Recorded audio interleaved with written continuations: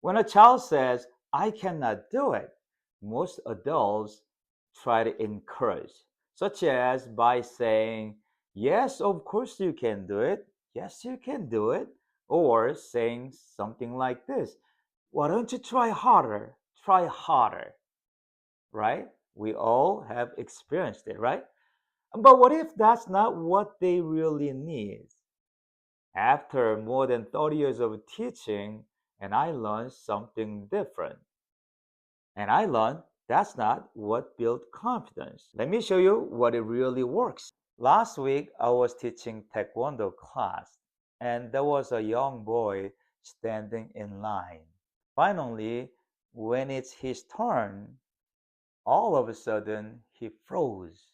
I mean, he literally froze, and he looked around. And he looked around, and he stepped back. And I asked him, what happened? And his voice was very low, and he said, Master Hong, I cannot do it. I think this moment is really important. I think he was not thinking about the kick. I think he was thinking about failing. Of course, I didn't say something like this. Yes, of course you can do it. Of course you can do it. Yes, you can do it. And also, I didn't even say try harder. And I said, how about just one time? Let's try one kick first. And of course, he started hesitating again. But time passed. Slowly, he started lifting his leg up, bending his knee, and he threw first kick. Do you think that kick was strong? No, it wasn't strong at all, but he tried it, right? So I said, good job. You tried it. That was a good try. Excellent job. That's what I said. Although it was weak and it was a good start. So slowly, right? So next round comes, he did two kicks. Next round, three kicks. Next round, four kicks. Slowly, he started kicking more. And I noticed his eyes were looking straight and his neck was straightened up, his head was looking straight, and his shoulder was coming up, and his hands were on the side straight up. All of a sudden, I noticed he started looking more confident. That's right, that builds confidence. Confidence is not from success. I think confidence is from repeated trying. I've been seeing the same thing at home. One day, a parent of my students came and told me, Master Hong, my son refused to do his homework and it's a battle every day. And the mom looked so stressed. She tried really hard, but apparently, and it's been a battle for the mom. So I suggest this, Mom, don't try to tell him to finish everything. Don't say this. Go ahead and finish all of your homework right now. Don't say anything like this.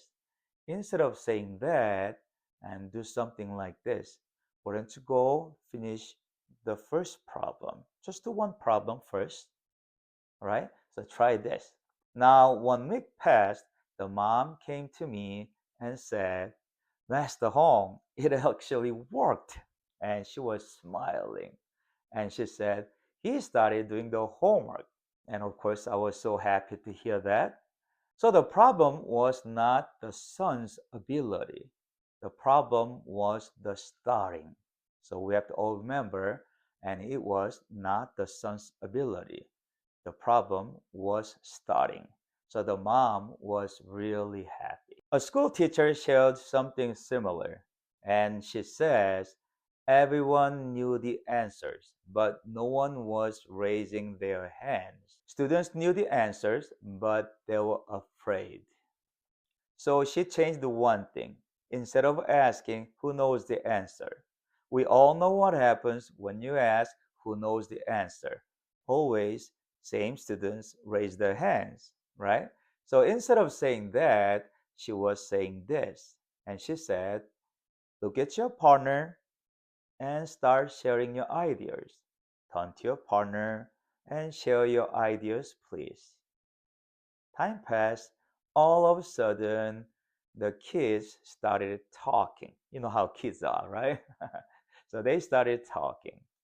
So a little bit later, and the teacher asked for volunteers, and slowly more hands went up. I want to do it. You know how kids are, right? And they didn't become confident instantly. They needed to feel safe to try once.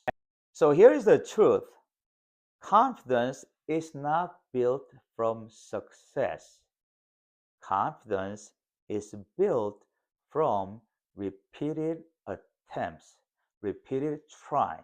And most children don't need more pressure, they just need a smaller starting point. And of course, they need to feel safe to try the first one. Once they try the first one, everything will get easier. So, parents, instead of saying finish all of your homework, and you should say try the first one, finish the first problem. And teachers, instead of saying who knows the answer, you might want to try something like look at your partner or turn your partner and share your idea. And at Taekwondo school, Taekwondo instructors, instead of saying show me the perfect kick, and you might want to say try the first one. Let's start slowly. So the concept is this: make it smaller, let your child or student try the first one. And of course, after the first trial, we give them a nice compliment and a praise and ask them to repeat and repeat this process over and over. So when a child says, I cannot do it, and you just need to say, let's just try the first one. Let's try one. And after the child tries, make sure recognize the efforts, and suggest by saying, good job, you tried it. Excellent job. I knew you could do it. That was good. Good try. I like your efforts. Something like this. Try this with your child or with your students. Don't say try harder. Don't push them. Instead of that, make things smaller for kids to start. Because confidence is not built from success. It starts with one small try. Please subscribe to our channel. We'll see you in the next video. Thank you. Bye bye.